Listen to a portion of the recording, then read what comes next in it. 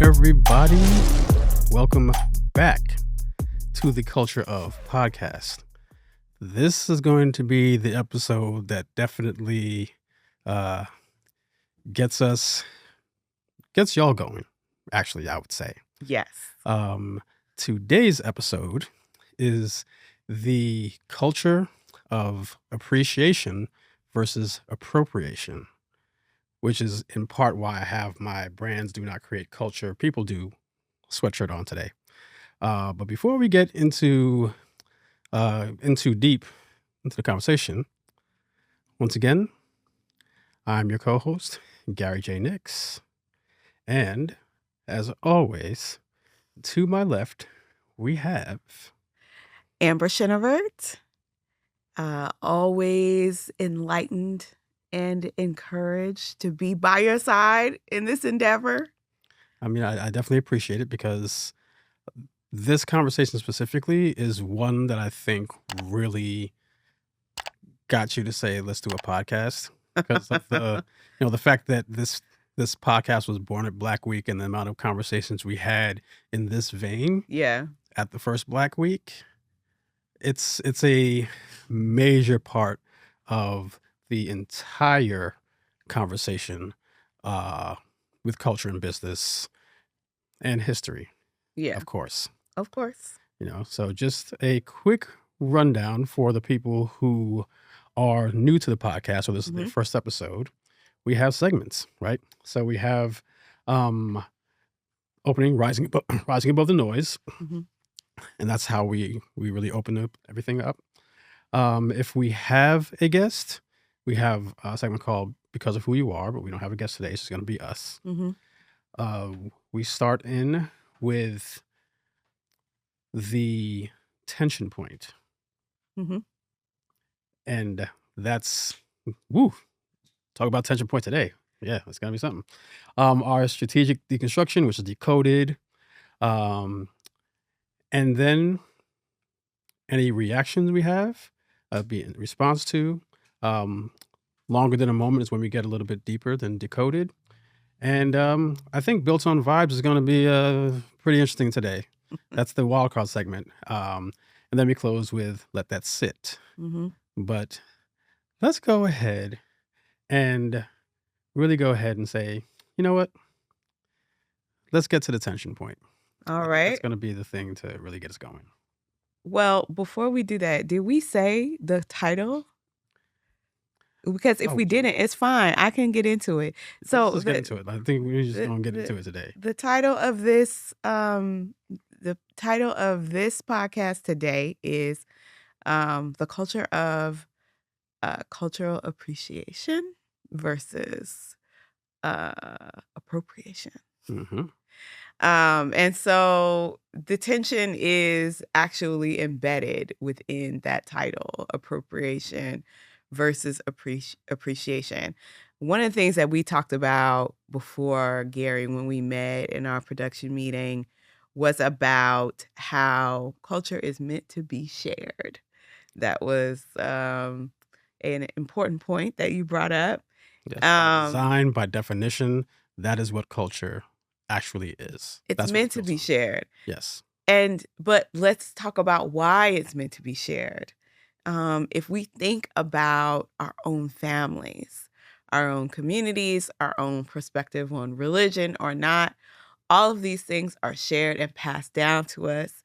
Because why? Because people who love us and care for us want us to pass those things on. Mm-hmm. They want us to cultivate those perspectives and those ideas of culture, and also wanting to share with others who are adjacent to their communities in order to help expand and keep some of these sort of cultural tentpoles going from the perspective of language or customs, identity, perspectives on food, and those kinds of like art and entertainment experiences that are intrinsic to who people are, where they come from, and also even give them comfort in new environments or new experiences. But what we learn, particularly in the United States, is that we're constantly getting that refresh of culture, and especially in New York, as we have been a city that has been welcoming the immigrant for generations. Hmm. Um, and so you get that sort of shared experience. We can even point to American music genres, and we could also point to where there have been global influences in those genres, and then how those genres have also influenced the globe in sort of this sharing moment. So we know that that's true. Correct. But the tension becomes when, people want to engage in that culture because it has been made available to them, but also the people who see themselves as sort of the arbiters or gatekeepers of that culture want to protect that culture. Um, and so, where do we begin to manage and draw that line between appreciation and appropriation? Where do we begin to dissect who gets to say when, where, and how Hmm. it can be shared, and when is it gate kept? Right. Who gets to decide? Correct. And just for clarity, because this podcast is being distributed through the internet, Mm-hmm.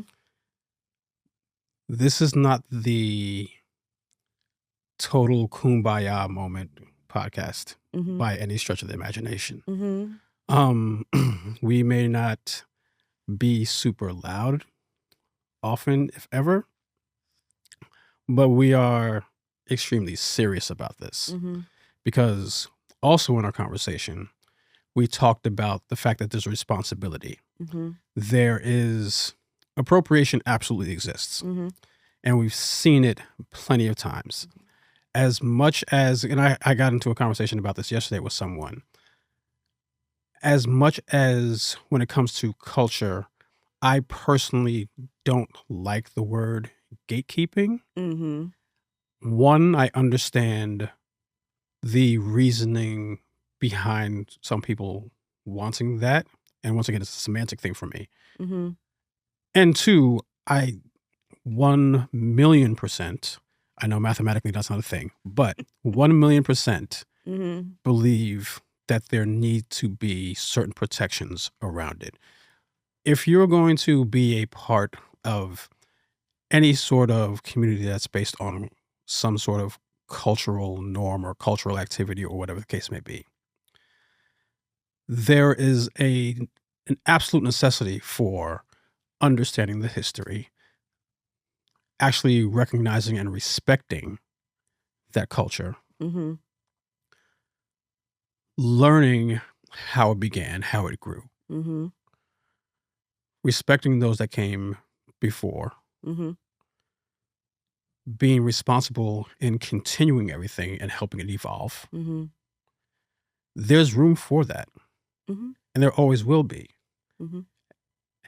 And sometimes those people might look different.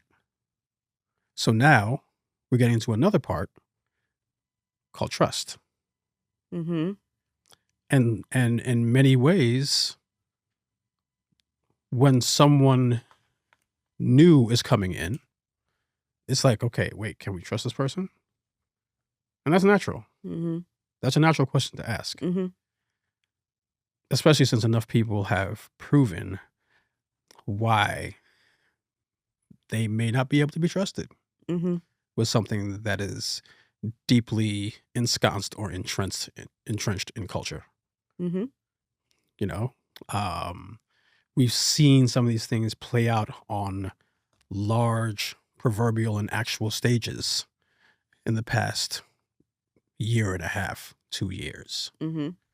You know, this is not the hip hop podcast, but anyone who's watching that understands the whole cultural conversation that happened in the rap world Mm-hmm. between Kendrick and the person who absolutely lost knows that that whole that whole back and forth Mm-hmm. was totally based on what culture is, or what that culture is, and what's being vultured from it. Mm-hmm. And it was drawn out, it was traced out in pencil, then outlined in pen, then put in color, and everything. And it was incredible to watch as a fan. Mm-hmm. But it was also, just as a professional and someone who's just always thinking, to see it happen in real time. And it was just like, wow, this is literally a master class in how to show that someone is not as down for the culture as they somewhat claim to be, at least, or maybe totally claim to be, because they just went and did all the things that Kendrick said that he would do. So Yes. I hear what you're saying. Mm-hmm. But I want to go back to the point that you made earlier about participating in a culture Mm-hmm. and really appreciating that culture. Right. It's not just about what's happening right now. Mm-hmm. It's about that history and how it came to be. Correct. One of the challenges that we have is that we have people who want to participate in a culture, but it is not even within their own culture and identity to know history. Right. And so they don't bring that sensibility to the culture that they want to participate in. Mm-hmm. And so there are others who might get upset because, yes, it's fair. There are others who will get upset because they think or they believe that if you care about something, then you want to learn the history. You want to be engaged. You want to know who all the OGs are. You want to know who all the players are. But Or at least some of them. I'm just... Yeah. And somebody like Drake could have some sense of history, but potentially not what you might think that he should have, or perhaps didn't have in order to make the choices that he did, right? But then the other question is, who co-signed him? Right. And then as part of that co-sign, was there that requirement? Mm-hmm. Because I think, yes, you have an individual artist that has made these choices, but is his crew also responsible? Or is the person that brought him in also have some responsibility in this? Or do they just kind of... That's my question, the sincere question for you. Yeah, I mean, I think that's a great question, because it can be expanded and applied to every single situation you can think of. And the reason why it's kind of difficult to answer is, first, there's not one answer. Because you can have someone who either brings someone in culturally or co-signs them. That person can absolutely kind of tug their coattail and be like, okay, you kind of wilding out right now. I don't know what you're doing. You gotta ease up. I mean, You can do that. maybe. But also, once a person claims they are of something, they have put that responsibility on themselves as well. Right. And while someone can say something, absolutely, it's hard to determine whether or not that's their quote unquote job to do so. I think that it's a good idea for that person to do so, or those people to do so.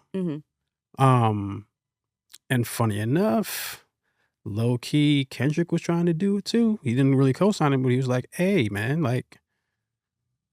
you kind of wilding right now. I don't want to take it there. But if you just want to participate in it and be cool and have fun and all that stuff like that, cool. We good. Keep it cute. But then Yeah, but then now you stepping over this line, Mhm. and now I'm just gonna have to push you back Mhm. on that line Mhm. because you don't even have to do all this other stuff. Mhm. And it comes to a situation of authenticity in culture as well. Right, and then who gets to decide that? Right. So as part of the answer for that, Mhm. mathematically, sensibly, morally, people who are part of that kind of source culture, like people who are totally in it for Mhm. real, Mhm. they absolutely have a say Mhm. in it Mhm. because they're the ones who do know. Mhm. They're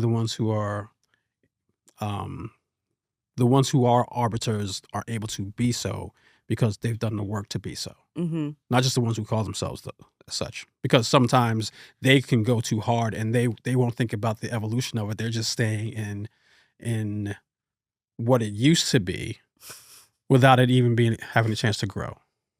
Okay, so how do you delineate the difference? It's partially listening. Mhm. It's partially paying attention. It's part of it is seeing how things are growing, where they're going, what's the good, what's the bad, and really just paying attention to be like, okay, are you just mad because you're being left behind? Mm. Or are you pointing something out that we should pay attention to? Mhm. It could be both. It could be both, Mhm. but once again, now you separate, okay, you're being mad, but you're right Right. Mhm. if it's both. Yes. Now stop being mad about it. And how do we go and fix this part of it all? But I mean, the emotion of it is like part of the humanity of it too. Oh, absolutely. So you could express like a negative emotion and still have some clarity about what it means for it to be better or to make it right, you Oh, know. for sure.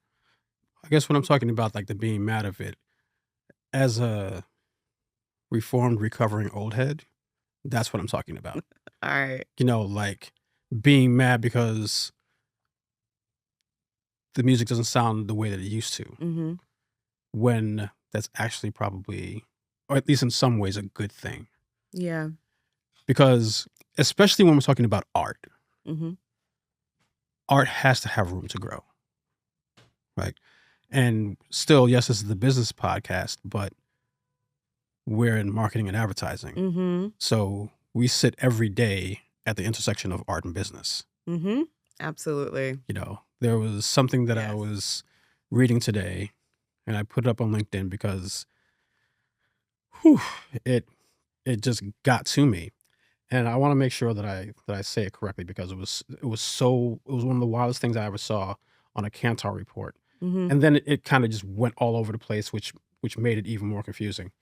But one of the subheadlines in this perspectives piece on Kantar Mhm.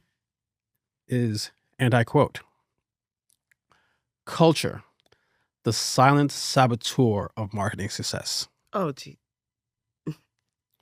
And the way that I almost threw my laptop out of the window that was the visceral reaction. I very nearly cussed. Right. I know that we're not censoring necessarily on this, but that really did it give a reason? So in this article, first it was okay. I'm read the. I'm apologize right now. Okay, it's cool, it's cool. So the first paragraph after that subheadline is uh something about your campaign still struggle. Your creative is clever. Your tech is sophisticated, but something's off. The culprit, culture. Okay. Now the next paragraph frames what they mean by culture, Mhm, which is in a way it's important, but it's also a problem at the same time. mhm, Culture isn't just a set of values. It's the operating system of your organization. So now it's like, okay, we're talking about internal Right. corporate culture, which is fine. Mhm. It's not exactly what we're talking about. It's not directly what we're talking about in this episode, but it is something that's going to have to happen because it's still a company is a group of people, so there's going to be an internal culture Mhm. and things of that nature. It decides what gets funded, what gets celebrated, and what gets shut down. What gets shut down. Okay. If your culture chases short-term wins, punishes risks, or keeps marketing siloed from finance and product, even the smartest strategies will stall, which is true. Mhm. But at the same time, why frame it as the silent saboteur? No, what if for clicks? Because had they said company culture, which is exactly what what they're describing, Mhm. um, then that would have been more clear to me as a, "Oh, absolutely," because you and I have talked about this. Correct. You know, whatever you put in the marketplace, your company, it has to be able to support. And if they don't, then if it goes on to crash and burn, it's gonna be cut without a life raft, you know? Mhm. But I think that play on words, um, is, um what's the word I'm looking for?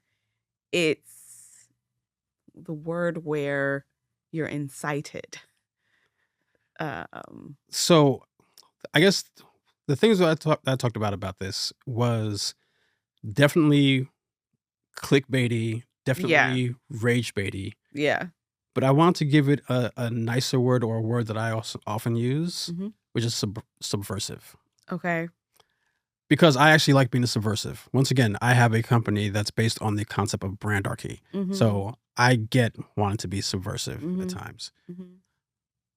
But when it becomes like it feels contradictory, Ah, yeah. because the next sub headline is creativity and connectivity, culture's power pair. It's like, Yes, okay, but how do not we get here? delineating what kind, Right. what aspect of culture. And saying creativity as a force multiplier, yes, but if we're talking about creativity, there's going to be some sort of artistic part of that, which is going to feed into the creativity. And we already know that art is an artifact of culture. So why are we like, what is happening here? Mhm. You know, it feels like part of the reason why so many companies do not understand why this is important, or they don't understand the difference between appreciation and appropriation.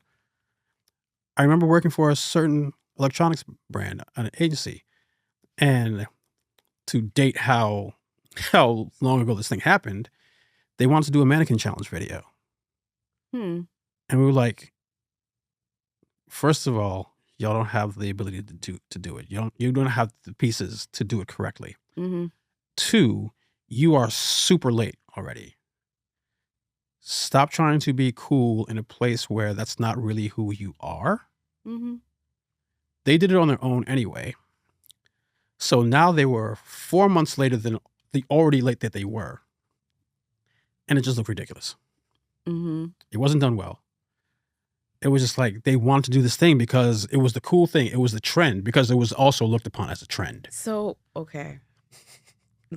Let me just add something to this. Sure. And then again, this comes from my teaching. Hmm. So, you know, when I was teaching marketing, whenever we landed on how do you connect with the customer, there was in the text that I was supposed to teach from, a lot of what was in the text was about trend spotting, um, trend management, being on the pulse of culture, whatever the hell that means. All of these buzzwords and phrases and things that you hear people still use today are documented in the text. Correct. Because for so long, and still even to this day, a lot of what people talk about, even academically, about how we connect with customers from a marketing standpoint, has to be grounded in those trends that you see, like navigating what's cool. What it does not unpack is that cool is often started in the margins.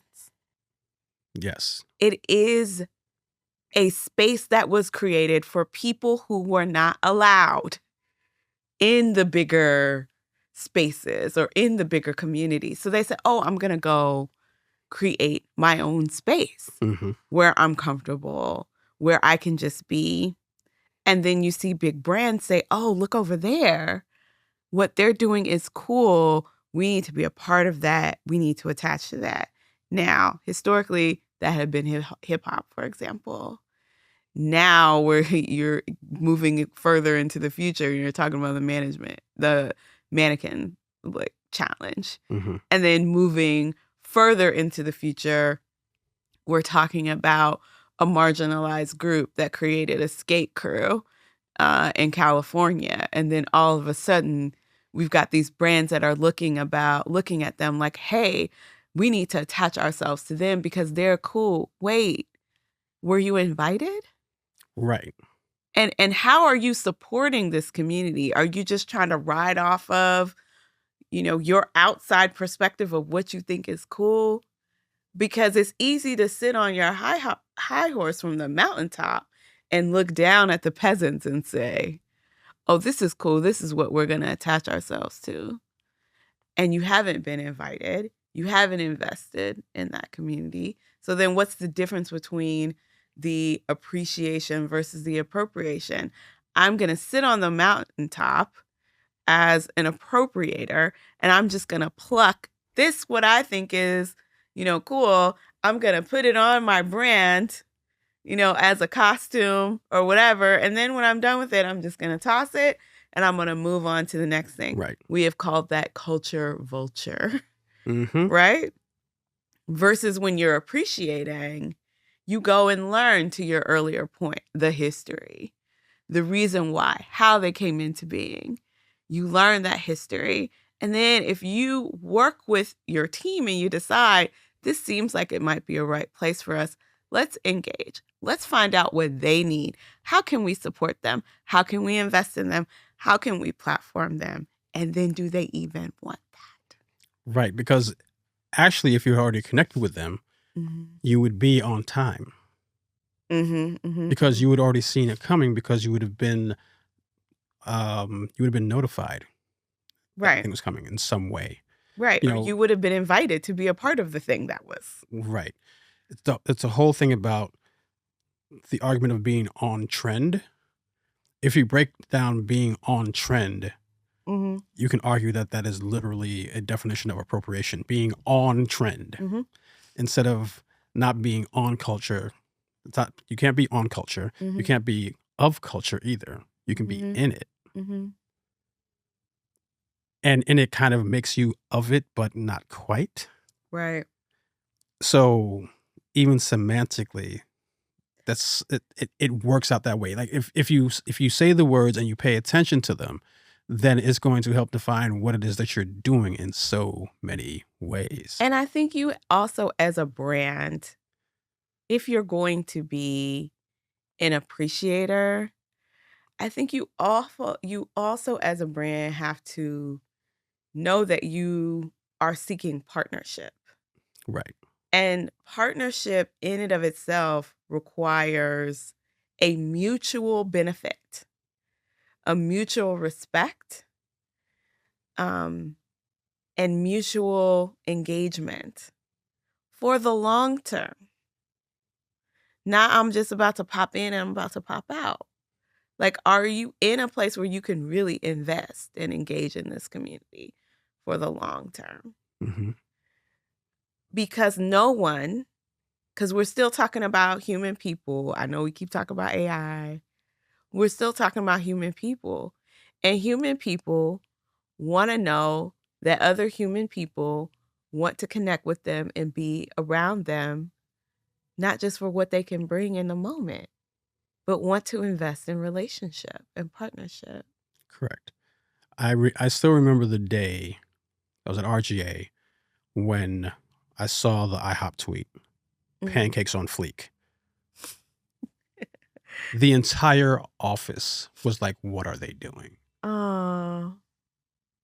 Like the news of that tweet just flew around, and I know that there have to be people who have used a screenshot of that tweet as being on trend or understanding what's cool and other stuff like that.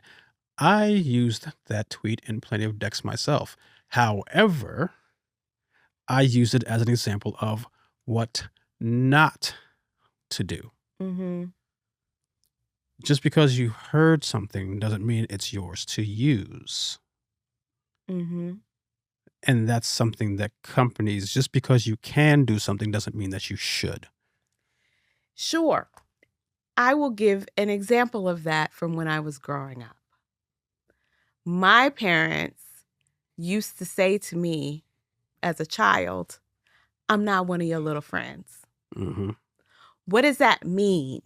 That means that they had a particular role in my life that wasn't trying to be my friend, that wasn't trying to be my homie, because there's just that line there. Now, they were great parents, Dr. and Mrs. Chenevert. Great parents. But that's what they were. They were mom and dad. Right. So they were never trying to like sit around with my friends and like get on our board games and stuff like that. My parents were never trying to like use my lingo or my slang unless they were making fun of me. You know, but we still had a good relationship and we had a good bond without them trying to be or impersonate my friend. Right. And that's what brands also have to be careful of. You are a brand and you have a role to play. You can be invited to the table. You can be invited to participate. It does not make you that group or representative of that group. Correct. You're still coming to the table with your own perspective, your own language, and you're not necessarily a part of that group, but you don't necessarily have to communicate like them in order for them to understand or even have them feel like you're a part of it. You could still use your language. You've got brand guidelines that tell you what you're supposed to say, do, and be. There's a certain way the brand is supposed to show up. Mm-hmm. We want to engage a new consumer community. We don't have to throw all of that away just because we're talking to this group. And then how crazy do you sound when you only use that particular language or approach with that population? Mm-hmm. But every other group, none of that is anywhere to be found. Right. Okay. And then another I could thing. go on. And then another thing. Like, also pay attention to an invitation also. Yeah. Like, understand what an invitation even looks like. Mm-hmm. The amount of people who fried Red Lobster for being late on a tweet after Formation came out. Mm-hmm. Like, that's an example of a soft invitation. Mm-hmm. The number of brands that jump into conversations of people celebrating what they're doing and then sending them cease and desist letters. Right. Mm-hmm. I mean, that's not appropriation, but it's also for damn sure not appreciation either. Mm-hmm. Mm-hmm. It's something worse. Mm-hmm. But just having the cultural literacy to understand when someone's celebrating you on their own, why are you going to try to punish them? Because as soon as that news comes out, they're like, wait, so you're upset that they're happy about you? Mm-hmm. Yeah, I don't know. I don't know if I need to even rock with you anymore. Yeah. Because why? Like, I can't say that I enjoy this thing, Mm-hmm. which is what I the brands that I've worked at or worked for, they like stuff like that. Mm-hmm. Mm-hmm. But, it's just get in where you fit in. Like, Mhm. why? Well, I'm going to change the why because I have an answer for the why. But do not try to colonize something cultural. Like, literally don't. Mm-hmm. There's a quick paper I did, and I used a picture of Christopher Columbus for a reason. Because the subject of that quick paper was about cultural extraction. Mm-hmm. Do not be a colonizer. There's no reason for it. The whole idea of having to own things, no, it's not yours.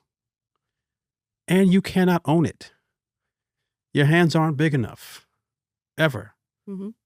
Your hands aren't big enough. Your arms aren't long enough. You cannot do this. So just understand where you fit in and don't try to take things over. Don't try to just leverage them. Don't try to think that, oh, you started this entire thing. You're not that on high. You're not. And it's an unlearning of sort of colonizing behavior. Right. Because that is essentially world history. Right. And it just perpetuates itself over and over and over again, down to, everyday social media interactions. Mm-hmm. But you have to, as brands, as leaders, you have to retrain that impulse, because everything that a lot of these leaders have been taught is that's exactly what they do. Yes. In order to win. Yes. But there's a better way. Right. You don't have to own a category. You don't have to own anything. Right. Like I said, no matter how on high you are, how supreme you feel. Oops. But, And then I also want to, in consideration of wanting to step out, I could be wrong. I would say probably 9 times out of 10, it's because they see an opportunity with a growth audience that's potentially untapped. Mm-hmm. So that deserves more investigation. Right. And depth, right? You definitely want to do your research with that group to really do the things that we have suggested earlier in the podcast.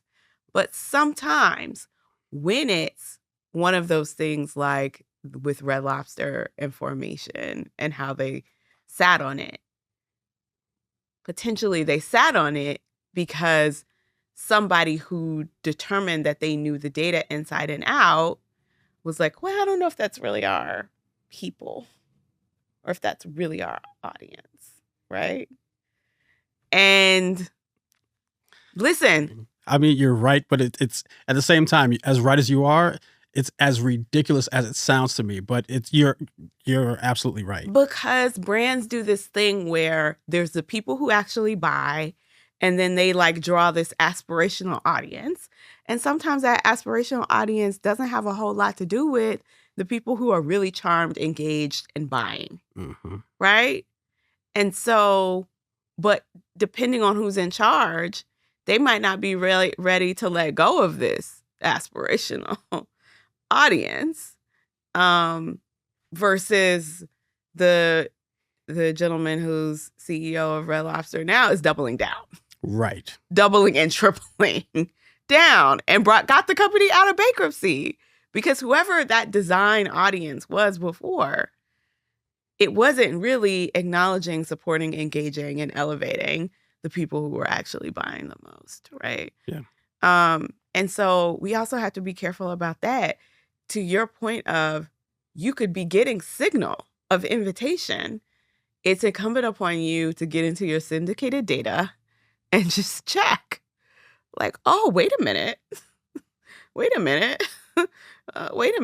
This last quarterly report, they actually shot up in interest, where they weren't there as big, Right. But, it's because this population, they've come of age at this point. 2 years ago, they weren't 21. Now they are. And boom, Yeah. So. Yeah. It's interesting because I thought we would have talked more about appropriation. We'll probably do that more in Deconstructed. But not that we had to, but it just, when I was thinking about this episode, I thought it would have went one way, even though it went the way that it needed to go, in my opinion. So I think for right now, because I know the subject will come up again and again and again, Mm-hmm. I think we're going to let that sit for right now. All right. And then we're going to get into the whole conversation that's going to point more towards what appropriation looks like and what appreciation also looks like, because there is a thin line Mm-hmm. there. There are things that you can see at either end of that spectrum for sure, but the line between the two is a lot more thin than I think people realize. And a lot of that has to do with the actual exchange that can happen between cultures and around culture itself. Mm-hmm. So, with that said, we're going to let that sit. We're going to wrap this part up for now. Mm-hmm. And we're going to once again ask you to follow, subscribe, like, share, comment, do all those good things, especially for y'all who just watch or listen to this entire episode.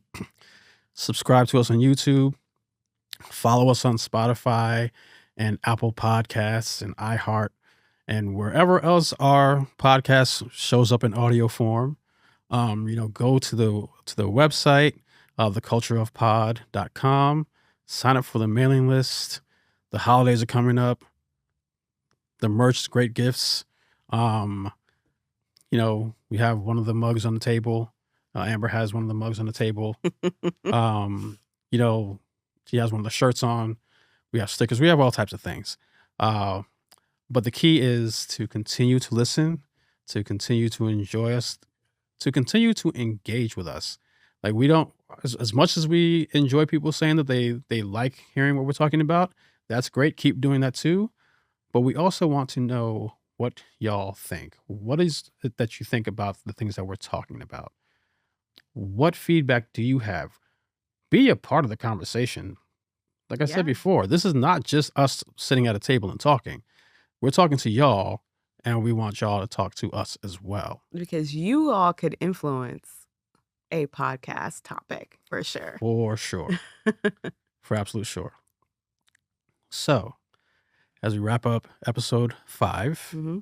and we get ready to go and do things for the Patreon members, who I'm sure are going to really enjoy the conversation that comes up, we invite you to join us there, patreon.com/thecultureofpod. Everything starts at $6, and you get discounts, you get more content, you'll get access to other things that we write. There's a lot of things that are going to be that are behind that paywall. So we invite you to that. We invite you to tell people about that as well.